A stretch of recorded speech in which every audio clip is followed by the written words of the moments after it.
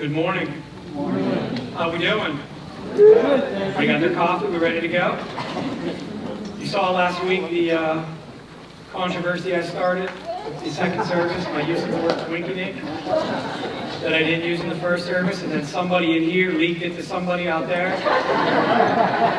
To that person, I say thank you. Because then I had to use the word in the first service, and it's just not the same, or it's not spontaneous. But we're all even now, so they're good. If you have your Bibles, we're going to be in Ruth chapter 2. We're looking at verses 4 through 16. Last week we left Ruth on the field. She's a gleaner. This is part of the law. But God wrote this into His law for His people.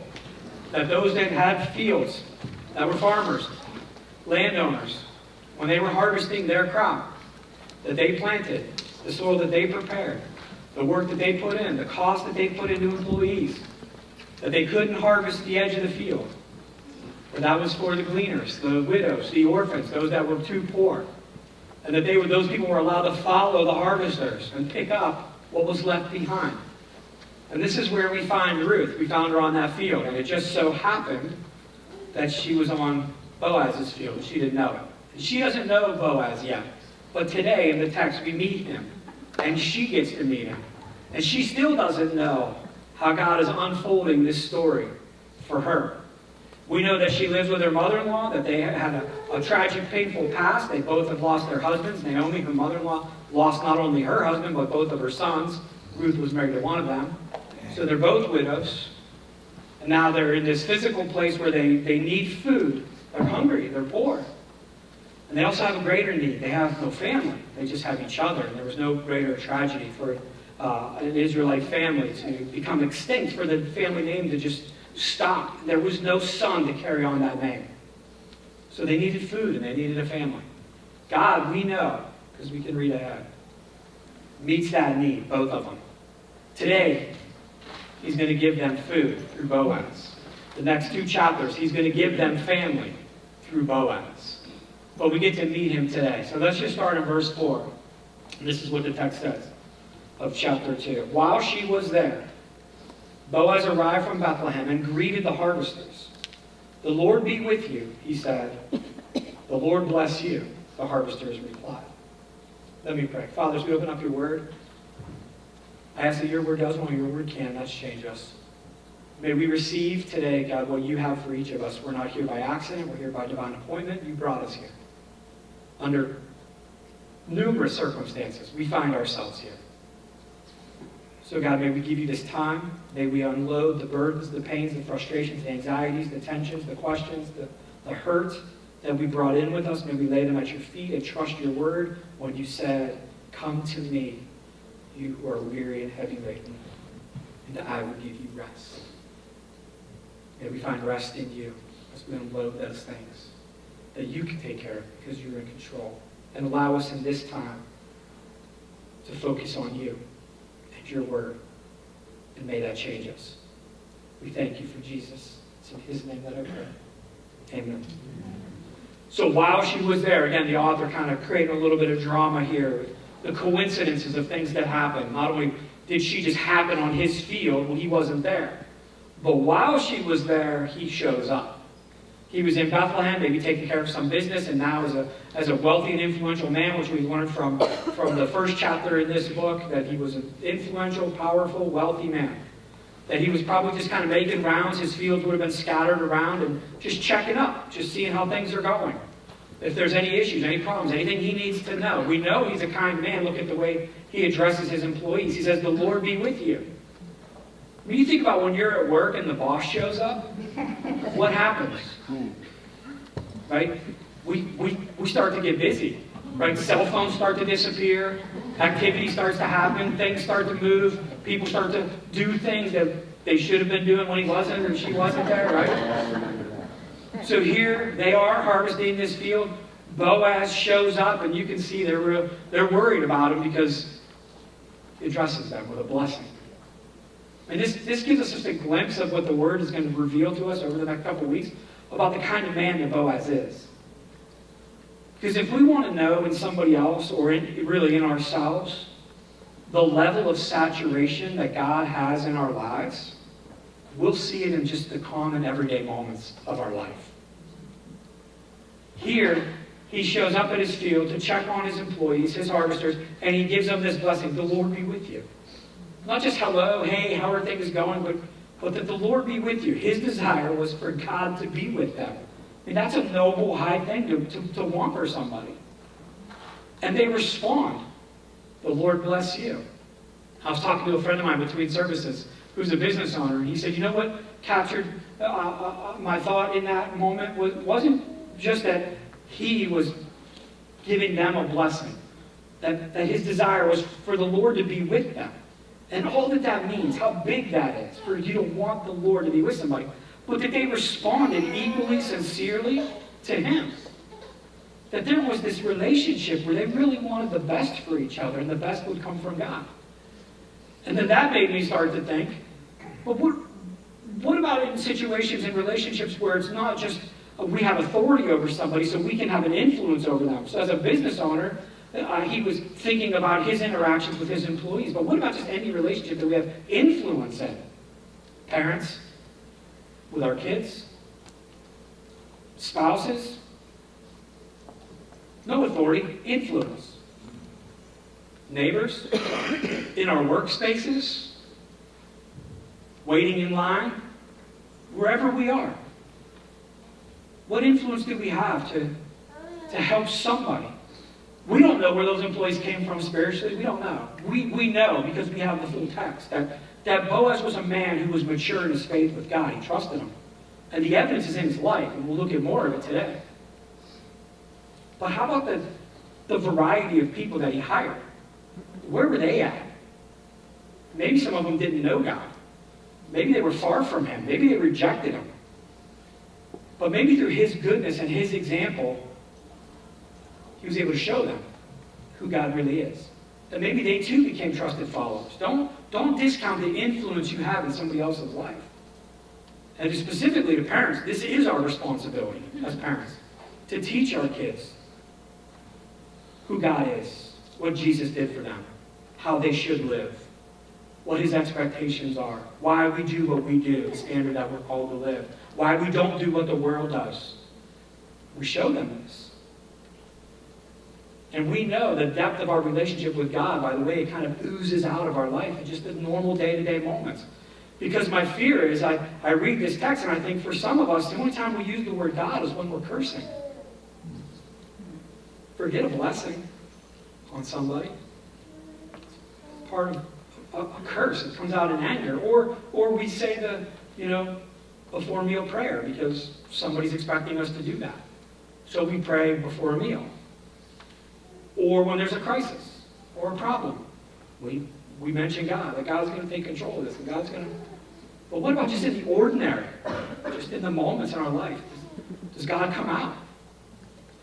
Do people see what he's doing in our lives? But this is who Boaz is, and he's a mature man in his faith. So he asks his foreman, who's that young woman over there? Who does she belong to? And he notices somebody different. This is a guy who knows who's on his fields. Because he notices somebody he doesn't recognize. And the literal translation is, to who does she belong? He's wanting to know, some people would say, is she married or not? Because if she was married, she probably wouldn't be gleaning a field. Her husband would, most likely. But that she's out there alone. But really, what family is she from? Because the structure of the society then was families formed clans formed tribes. So who is she from? Which of the tribes is she from? Because he didn't recognize her. And his foreman responds with, she's the young woman from Moab who came back with Naomi.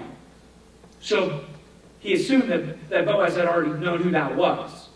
She's the young woman from Moab who came back with Naomi. And then he goes on, he says, she asked me this morning if she could gather grain behind the harvesters. And she's been hard at work ever since, except for a few moments rest in the shelter. He elaborates. He said, this is who she is, but this is what she did. This is kind of unique, I think. This is why he points it out. She didn't have to ask permission to glean the field. It was her right by law that she could go on the field, walk behind the harvesters, and pick up what they dropped. But she asked. She asked for permission to do this. And not only did she do this, polite gesture, but then she worked. He said, hey, she went above and beyond here. Like, she asked me for permission, which obviously granted, right? She can do that. But then she really went out and worked. And other than just for a few minutes break, you can imagine the hot sun of the Middle East, gathering grain. I mean, this is not easy work. This is physical labor, manual labor. That she went and just took a break in the shade. But that's who it is. Boaz, that's her. So Boaz went over to her. He starts to go to her. I read those two words, Boaz went over. Now think about it. You're at work, your boss shows up, everybody gets back to work, right? Now, he or she is walking towards you. Who's got a guilty conscience? If I see anybody in authority walking towards me, my first thought, no matter what, is they found out. And then it's a matter of, what did I do? What did they find out? I got to remember. What didn't I do that they asked? What did I tell them I wouldn't do and I did? Right? Teacher, like, this is my life. Parent, like, okay, I'm in trouble. But he goes to her. So you could imagine, like, here's this woman, widowed, in a bad place, financially, right? She's gleaning fields. She's a beggar. Put yourself in her shoes for a second. This is like going to a food pantry. Wait, no, this is a humbling, humiliating experience. And we talked about what the climate might have been like on those fields. Yeah, the landowners couldn't stop the gleaners from coming, but they don't have to make it easy for them. There's no laws against harassing them, about making them feel bad, about making it hard enough for them that they don't come back to this field. Go glean somebody else's. So you can imagine just how she would have felt that morning. Leaving home, in a foreign land, surrounded by people she doesn't know. She's a foreigner. She's an outsider who needs food. She's taken this difficult option. It's the only option for her. And now the landowner who showed up and blessed everybody, and they responded, and there was probably some conversation going on, and now she knows whose field she's on. Now that guy's walking towards her. I can't imagine what's running through her mind. But here's what he says. He says, listen, my daughter. He's getting her attention. He uses a term of endearment. He didn't say foreigner. He didn't say woman. He didn't say beggar, poor person. He said daughter. A term of endearment. Listen, I want you to pay attention to what I'm about to say to you. I want you to hear me, daughter. I want you to hear these words. Don't miss this. He says, stay right here. Stay right here with us when you gather grain. Don't go to any other fields. Stay right here. Don't leave. He's telling her, you're welcome here. In an environment where they would likely have felt unwelcome, shunned, outcast. He says, you're welcome here on my field. I don't want you to leave. I don't want you to go to another field. I want you to stay on this field. Don't go to other fields. He says, stay right behind the young women working in my field.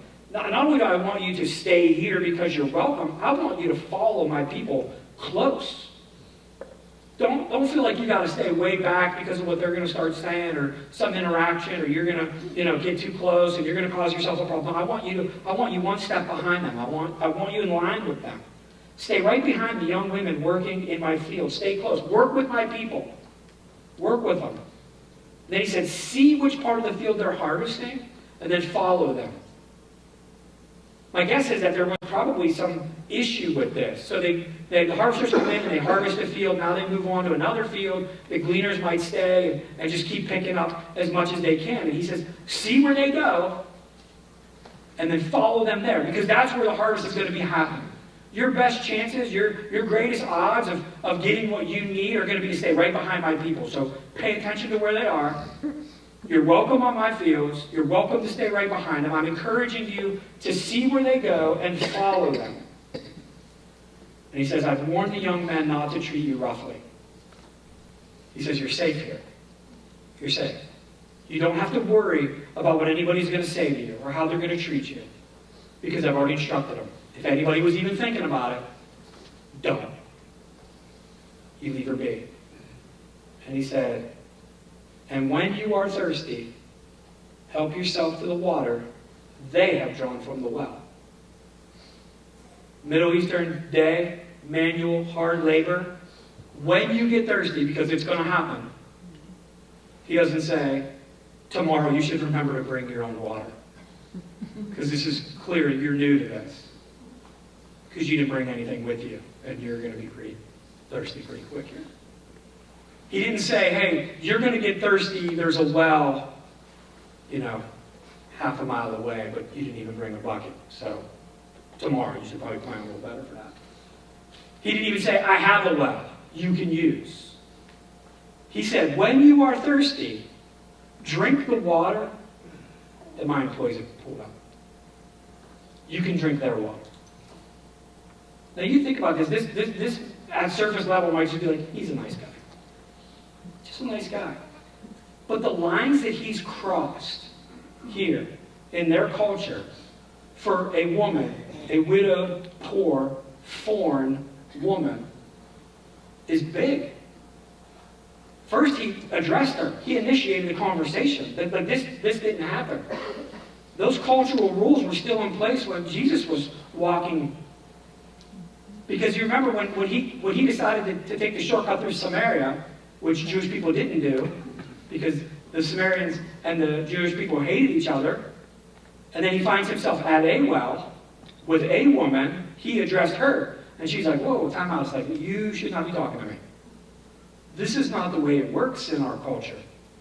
You don't talk to me. You're a Jewish man. I'm a Samaritan woman. And then he asks her for water. She's like, well, yeah, something's really out of whack here. This is not the way it goes. This is what Boaz is doing. He intentionally starts a conversation with her. He initiates this. And then he says to her, you have all my blessing to work my field, to stay right behind my people. You will be safe. You are welcome. You are protected. You're invited back. Don't leave. And when you get thirsty, you drink my water that my people have poured out of my wells.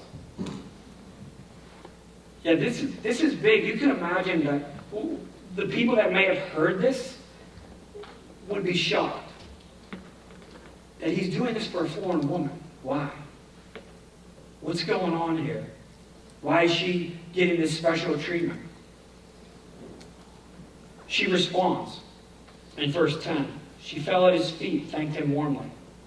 What have I done to deserve such kindness? I'm only a foreigner. She takes this physical posture. She drops to her knees when he tells her this. Right? This would have blown her mind. That he came to her and gave her all these instructions and said, you're welcome, you're safe. Your needs will be taken care of, not just for the grain that you need for the day, but for the water you need right now. You're welcome here. Don't leave. Stay right here. And her response to this grace that he gives her, which is what he gives her, is to fall to her knees and lay her face down on the ground in front of him and say, what have I done to deserve this kindness? She questions this. What have I done? Like, you've made a mistake. I'm the wrong person. I'm only a foreigner. She still has her identity tied up into who she used to be. I'm only a foreigner. I don't deserve this goodness. And he replies, yes, I know. Yes, I know. I know who you are. I know who you are. But I also know about everything you've done for your mother-in-law since the death of her husband. I've heard how you left your father and your mother and your own land to live here among complete strangers. May the Lord, the God of Israel, under whose wings you've come to take refuge, reward you fully for what you've done. She says, I'm just a foreigner. I don't deserve this. Why, what have I done? And he says, I know who you are, and I do know what you've done. You are the foreign woman that came here, though. You gave up your life, your family, what was familiar, your friends, your home, to come here to a foreign land as an outsider, really a despised outsider. They didn't like the Moabite people. I recognize the sacrifice you made. I recognize the risk you took for somebody else. I see that. I know who you are. That doesn't change what I'm doing for you. And then he says these words, which just paint this picture. May the Lord, the God of Israel, right, under whose wings you've come to take refuge. Imagine God, I prefer not to think of him as a chicken with little chicks under his wings, but more like a giant bald eagle or something a little more robust. Right? But we know with chickens and with ducks, and we see the little peeps and chicks running around, and when they get scared, Mom lifts her wings, and they run right under. She pulls them down. They're safe, right? Everything's gone. They're just close to Mom. And as long as they're there under her wings, their needs are being met. They're protected. They don't have to worry. And he says, I see what you've done. That you've left everything you've known to take refuge under the wings of our God. That you're trusting him to meet your needs. That you're trusting him to protect you. He says, and may he, that God, reward you fully for what you've done. Because what you've done for your mother-in-law is a good thing. It's a godly thing. We go to the New Testament, we know this. She loved her mother-in-law more than she loved herself. Isn't that the second and greatest commandment, right? To love your neighbor as yourself. She did that. She was exhibiting this character. And then her response to this is, I hope I can continue to please you, sir.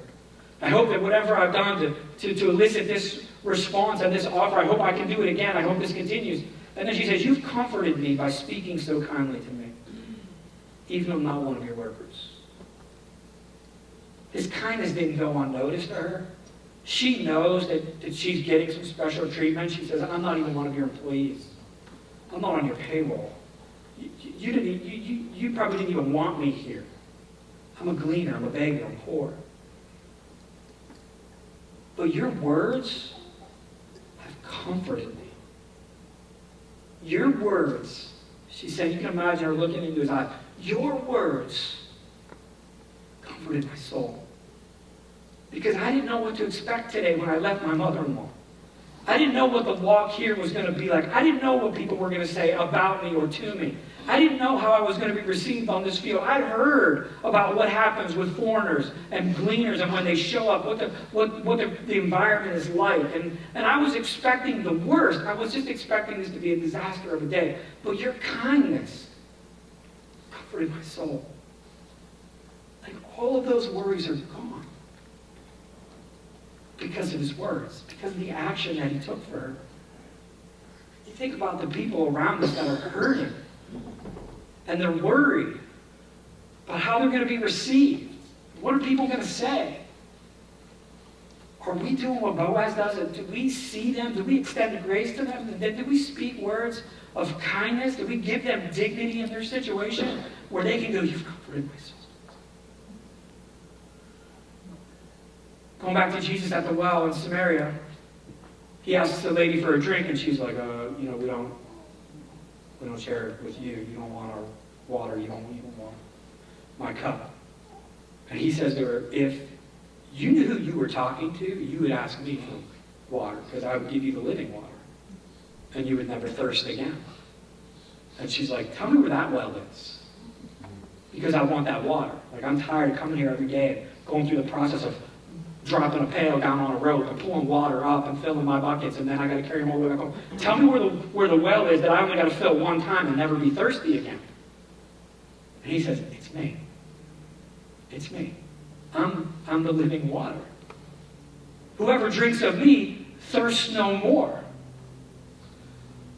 And in our day-to-day lives and the things that we experience and the situations we find ourselves in, and our souls are just dry and thirsty. And the world says, here's what you can do to alleviate that. Here's how you can make yourself feel better. Do this, or do that, or do this. And we do those things. We buy that lie. And we find ourselves even more thirsty, our soul quenching even more on the other side. And Jesus says, none of that's going to work. It's only me. If you drink my water, if you just experience me, I I will not only comfort your soul, I will quench the thirst of your soul. You won't be seeking and searching anymore. And I imagine that's what she felt in this moment.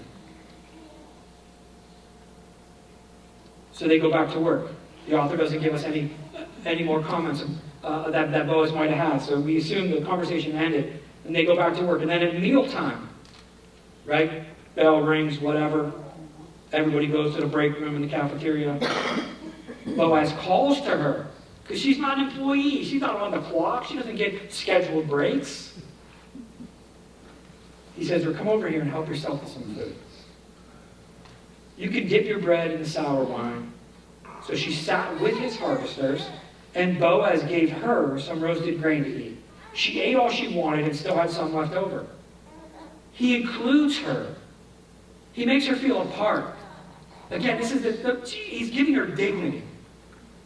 He didn't allow the circumstances that she's in right now versus what he was in or his employees were in separate them. He made her feel loved and cared for and important. He says, come eat with us. Come sit down with us. And then he pulls out the sour wine. Now, there's some speculation that maybe Boaz had some ulterior motives here. He sees a pretty single woman. And he's like, well, we're going to take a break here to eat anyways. Maybe I'll try to get some one-on-one time with a pretty girl. So I'll pull out the good sour wine and then the fresh bread. Right? Who likes to go to a good Italian restaurant? They bring out some warm bread, a little oil, a little salt and vinegar, some cheese on top, right? This is date night for a lot of us. Then we eat as much of that free bread as we can. We split a meal. We try to get out. No. I don't share meals, so that's not because I'm cheap. But this is what he does. And then he serves her. He served her roasted grain, which in my head can only be oatmeal. I don't know what roasted grain could be. Like, hey, my lady, I bring you the best. Oatmeal. But he served her. A rich, influential, wealthy business owner served a meal to a poor, widowed outsider. That's big. Can you imagine how she felt in that moment? Like, all of her problems were gone. Like, everything was back to normal. The employees at the end of the table were probably like, are you catching this? What is going on down there? But he extends grace to her. It says that she ate all she wanted and still had some left over. And the first time I read that text, it immediately took me to the feeding of 5,000. Because when Jesus performed that miracle, teaching the disciples what he could do, he keeps sending them out with basket after basket after basket after basket. Then they all come back and everybody's fed, not just enough. They didn't ration it.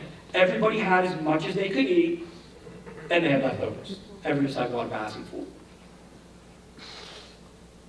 So here she is, planning on spending her day in some difficult circumstances, probably being harassed at the hands of the employees of some landowner, hoping that she could gather enough grain, scraping what was left, literally out of the dirt, to take home so her and her mother-in-law could just get a meal today. And here she's able to sit down by invitation at the landowner's table and eat as much as she wanted. Read ahead a couple verses. She got a doggy bag to go. She took some of that roasted grain back to Naomi. This was big. So when Ruth got back up to go to work again, Boaz ordered his young men, let her gather grain among the sheaves without stopping her. She can walk in line with you, okay? You can imagine, he's like, all right, lunchtime's over, back to work. Hey guys, I need to chat with you just real quick. Hey, that girl that I just had lunch to, let her walk in line. Keep her close to you. He says, even pull out some heads of the barley from the bundles. The ones you've cut that are mine. Drop them. Drop them on purpose for her. Make this easier on her. Let her pick them up and don't give her a hard time. She has no idea what he's doing to benefit her. She will. She will. But he's working in her favor. He's making things happen to make it easy for her, to meet this need, to bring her back to a place where her soul is comforted. She has dignity. She's not just some foreign widow. She's not just an outsider. So what does this mean to us? What do we take away from this? At the surface level, at the most human surface level, here's the takeaway. We need to treat people like we want to be treated. Jesus cared about the outsiders, the marginalized, the outcasts, the loners, the sick, the dying, the widows, the sinners. He cared about them. He made his way to them. He made them feel important because they were. He told them the truth. He invited them in. But Boaz gives us this example of what a mature Christian looks like. God was oozing out of him throughout the day. He was very intentional. He was generous. He was compassionate. He cared for her. He took great risk upon himself to do what he did for this woman. Just to help her meet some physical need. That she would have enough food. He crossed all these lines so he could extend her grace. She got so much more than she expected. And she got far more than she felt like she deserved. Do we do that for people? Is that the impression we leave with people? That we've given them more than they thought they deserved. More than they thought they would ever get from us.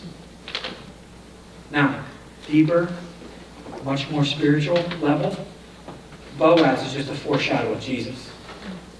Because this is what Jesus did for us, for you and for me. He left glory, he left heaven, he left perfection to come to planet Earth, to be born, live a sinless life, but he initiated the conversation. He started all this. He looks out at us and we say, listen, I don't deserve this. I'm just a addict. I'm just angry. I'm just bankrupt. I'm just greedy. I'm just divorced. I'm just whatever. You fill in the blank. And he says, I know that. But I also know that you've made your way to my field. And I'm telling you, son, daughter, with term of endearment, stay right here.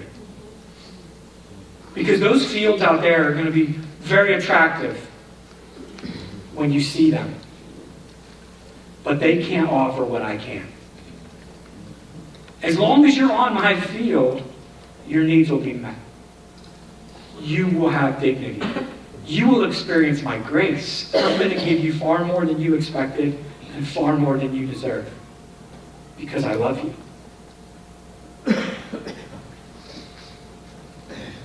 But you need to stay on my field. So the challenge we have is, how do we respond?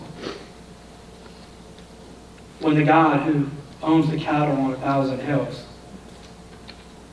invites us to his field, says you're welcome here no matter what's happened in your life.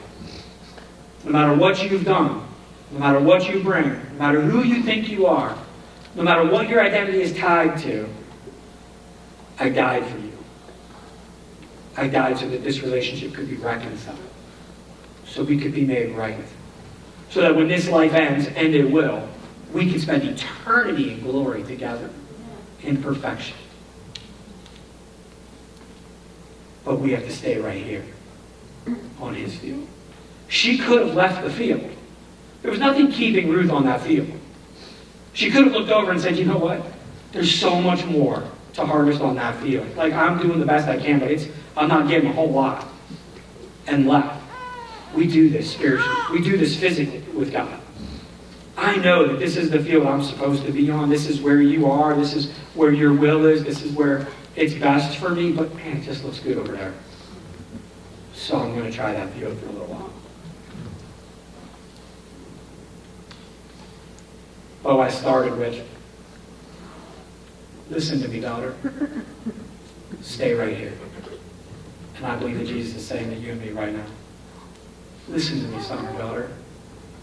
Stay right here. It's the best place you'll be. Just trust it. Would you pray with me, Father? I thank you for Jesus and for his example. God, and you know as broken human beings, which we are prone to wander. Like sheep without a shepherd, God, we just go. Wherever we think the grass is greener, the tendency we have is to leave what we have apart from you, thinking that we're going to have something greater on somebody else's field.